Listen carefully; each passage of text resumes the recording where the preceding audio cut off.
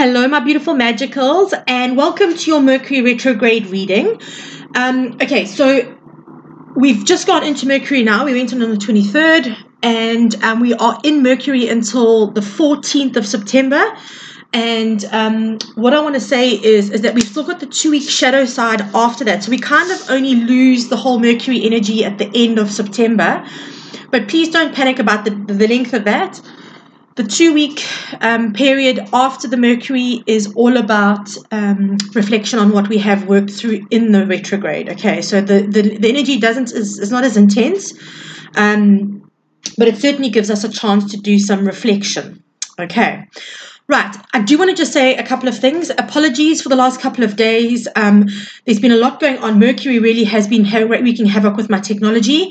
Internet's been intermittent, but also more than that, my website actually fully went down for 4 or 5 days, as did my email. So apologies that I haven't really been like too much on the kind of the tubes and all that. Literally, my website, I was beside myself. Our actual host server went down. There was a glitch with the host server. Okay, so we're back on track. And what I want to say is I found that there were a couple of people who had booked their Mercury readings, but obviously I only got to them later. I am going to extend the Mercury pop-up reading. I'll put the messages in the description box. It is going to go like I'm doing the reading now, right? So the same way that I do the reading now. It's just that it's done via voice notes, and then I send you images of the card. Okay, they've been quite profound. They've been really, really, really intense, and they've been really good at setting people into a space of understanding where they need to be. Okay, so all of that aside and done now, what I want to just quickly remind you about with Mercury retrograde, Mercury does get a bit of a bad rap, okay? It's very intense, yes, and it messes with technology, yes, which can be very frustrating. But what it does call for us to do is to slow down and to work consistently, but also carefully, okay? So it doesn't matter what we're doing. It doesn't matter how we're doing things. What we need to make sure of is that we're doing it slowly and with great thought. We are in Virgo, right? So, we actually are in Virgo season now, right? So it's Mercury in Virgo. Virgos are all about planning, and they're about a little bit about perfectionism. So be careful around Mercury retrograde now not to try and aim for perfectionism, okay? Because we know that doesn't work. But it's also about spring cleaning. So spring cleaning your house, spring cleaning your life, getting rid of what no longer serves you. Virgo is very grounded energy. It needs routine. It needs consistency. Okay, so look at those kinds of energies while you're looking around at what you're needing to release for Mercury retrograde. What I also want to say is, out of all of the Mercuries, although my technology has been way, way, way whack this time, even on my phone and stuff like that, random stuff has been happening. The energy of this one is definitely a strong one to assist us, okay, which is really important because we need to start seeing these retrogrades as tools instead of hindrances. Because I have to say, the more I'm actually working with this retrograde, the more I'm being shown about where I need to step up, where I need to change things. And it actually doesn't feel as daunting and as scary as it does when we go into Mercury retrograde going, oh God, everything's going to go wrong. Okay. Please be very slow and meticulous when you are working with any kind of contract. It doesn't matter what it is. Cross your T's, dot your I's. Okay. If you can at all avoid going into contracts until the 14th, I would do that. But if you can't, just be careful around it. Also, what I want to say to you is we can't put our lives on hold around Mercury retrograde, but we can certainly live more consciously around this time. Okay. All right, guys. So having said that, we've now got, just for those who haven't followed my other social media and all of that, we've now got 7 planets. Uranus went in on the 24th, I think, or 25th retrograde, and we've also got Chiron, the wounded healer, in retrograde. So we have got a lot of retrograde energy coming. We've got Venus going direct fairly soon, though. I think Venus goes direct on the 4th of September, if I'm not mistaken. So there is a lot going down at the moment. So please just be conscious to ground yourselves. Make sure that you're drinking lots of water. And as much as you can, please get some meditation in, guys. It's really going to help you through this energy. Okay, right. So let's see. What is the general energy for the collective around this? Okay. Peace, spirits, gods, guides, elementals. What can we tell the collective about this? Okay, thank you.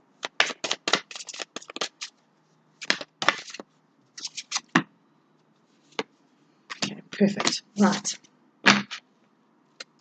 Okay, so the general energy, if I'm just reading before I show you the cards, this is very much, and I have to be honest, this has been quite consistent with a number of the actual personal readings I've done as well. This Mercury, understand that Mercury rules communication, okay? And we need to look through this retrograde at how we communicate with ourselves, how we communicate with others. Communication is not just words, as in spoken word or written word. It is also thought, okay? So please understand that we need to look at how we are working around our thought patternings and our programmings, our mental programmings. There's a big one around this, okay? So what they're talking about here, you've got a couple of cards. Okay, let's start with this one first because I kind of feel like this is a bit standalone. Present power. I hope you guys can see these cards. I'm sorry I'm doing this during the day, but my night times I've got load shedding and it makes it really difficult to record at night. Okay, present power is about being present in the moment, okay? A couple of weeks ago, last week sometime, I did a video on meditation. What we aim for, right, what gives us the most peace and the most productivity and the most success is when we are in our present energy. That is where our power lies. We cannot control the past. We cannot control the future, okay? So instead of worrying about certain things during this period, again, a mental energy, right? Mental thought programming, mental thoughts, communication, right? What I'm going to say to you is work on really being present in the moment. That is where your power lies, okay?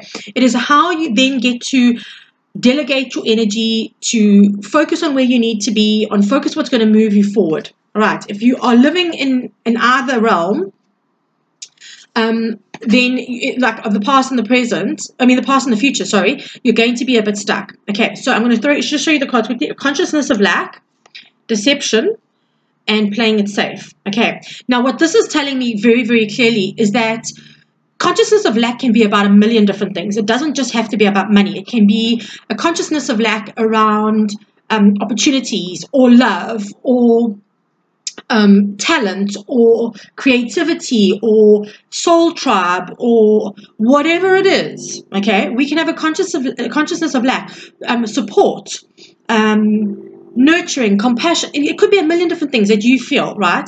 What these cards are saying is, when we are not in our present energy and our present power, we then start focusing. Our mind starts wandering when we go into these different places. What they're saying is that you really are needing to look at your mental programming. Deception. Where are you lying to yourself? Okay, I don't really necessarily feel like this is going to be a hugely deceptive time. You may find out things, though. Things may come to light. We'll see what the tarot says, but we may find things come to light. But what I want to say to you with these three cards together is, what is it that you're telling yourself that's keeping you small? What is it? Because this is the playing it safe card. Where are you not coming out of your comfort zones because of stories that you are telling yourself? Okay? Guys, it is hugely important. These energies now are trying to break us out into a space where we are reaching our full potential. We're going for it. We're doing what we need to do. It is hugely, hugely important that we look at how we are communicating with ourselves and how we are interacting with our lives. Because very often our stories of lack and things like that, what that happens is we then start telling ourselves things like, I'm not good enough. Why would that work for me? How can I possibly think I can do that? All of those things start coming into play, right? And that keeps us playing in safe zones. That keeps us stuck in places that don't move us forward. And my friend Carol actually posted on the Soul Connections group that it's her group that I help just run with her. And she had a beautiful post today. If you are struggling, it's one of two things. You're either coming out of a comfort zone or you're staying in one.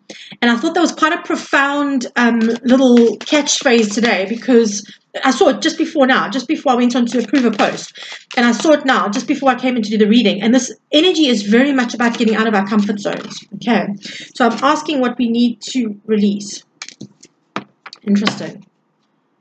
Oh, sorry, they're saying one more. Okay, sorry. I need to sleep and rest. Okay, thank you. Right, so the two cards that have come out, not related so much, well, it is kind of actually. Surrender to non-action. The card says, now is the time to be still and not act. Simply breathe and focus on your own power. Let others come to you. Again, this is calling for you to be present. Okay, often for me, the non-action card here is a call to surrendering and to meditation. Okay, it's a card of not rushing to do things because you need an outcome. Instead, attracting them by being in a higher vibration and being present. When your energy is fully present, you can't be worrying about the bills that need to be paid, etc., etc. Okay, and the next one is surrender to rest and sleep. Guys, I'm not joking. This Mercury, all of my friends have said to me, God, Mara, we are so tired. We don't know what's going on. We're so exhausted. And I just sent a message to one of my best friends, and I just said to her, I was just checking in and seeing how the other one is, and I just said, I could feel like I could sleep for 1,000,000 years. So I've been sleeping at night, but I feel like I could sleep for a whole lot more, okay?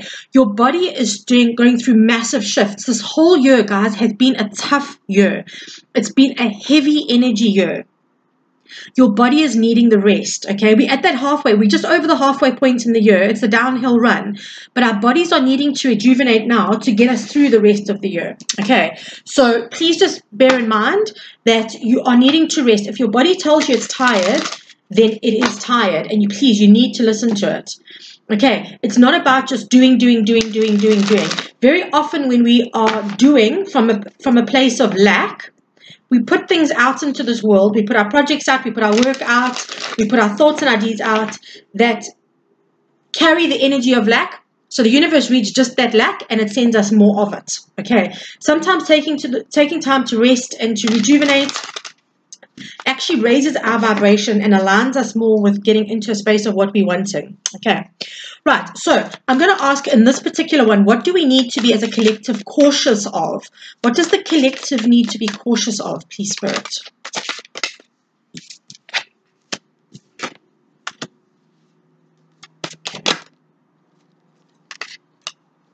Okay, let's take these ones for now. Okay, so we've got a Judgment, we've got the King of Pentacles, we've got the Eight of Swords, and the Knight of Swords. Okay, what I want to say to you here,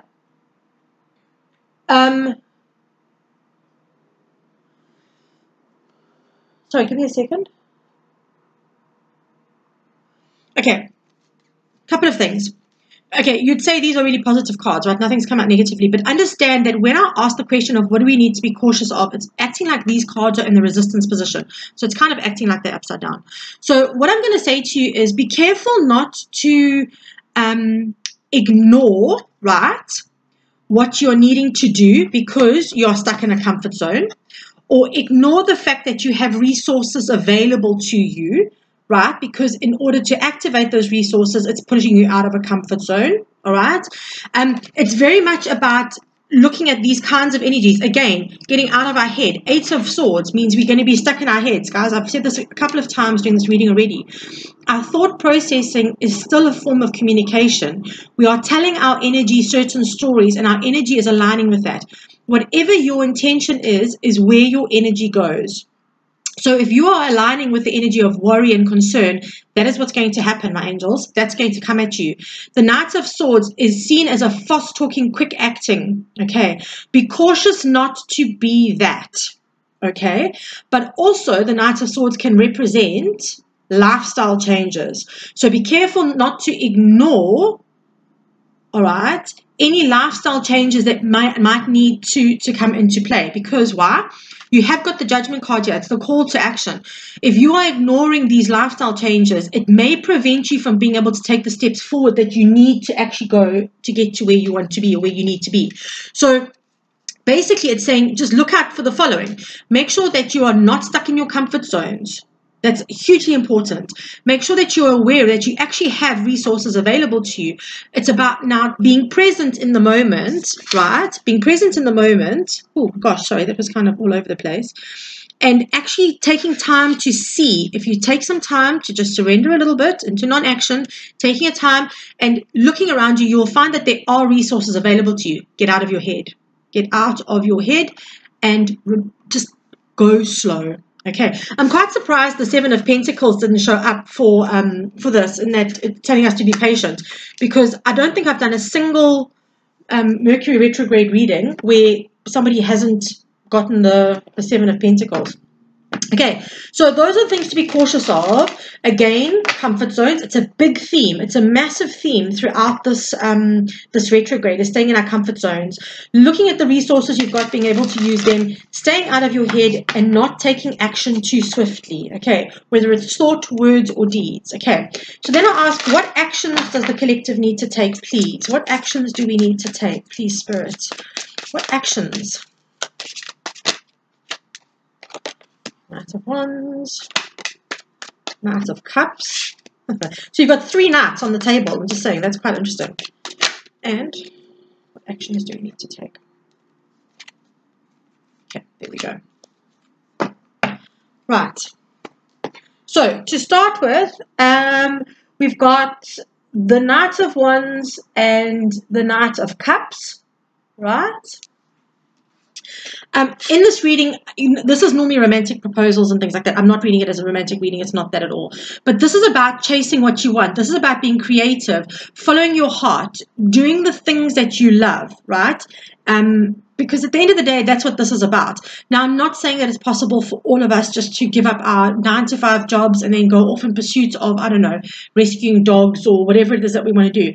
But we can certainly find the things that we're passionate about find creative ways to access that energy without maybe giving up everything that we need at the moment.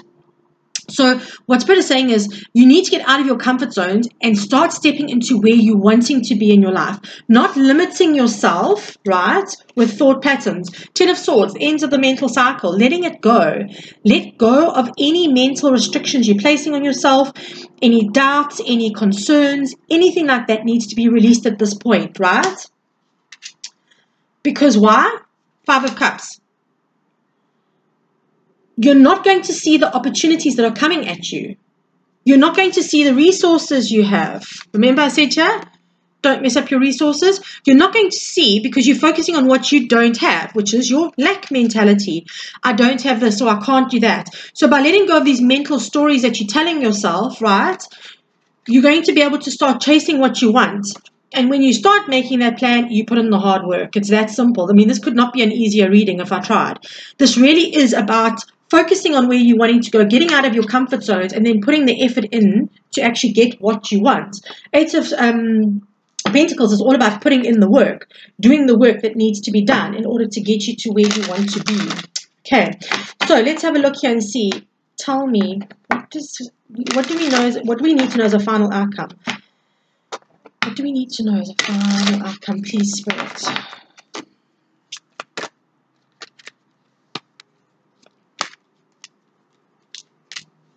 Anything else? Anything else, please, Spirit?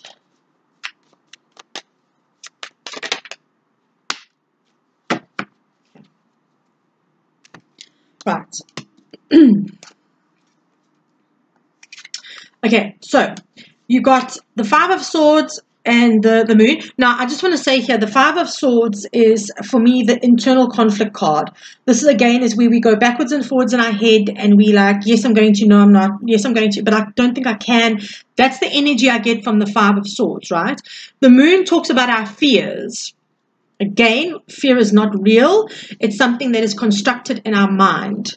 So when we are concerned about not being able to perform or not being able to create our reality or not being able to do something we think we should be doing, that comes from our fears, all right?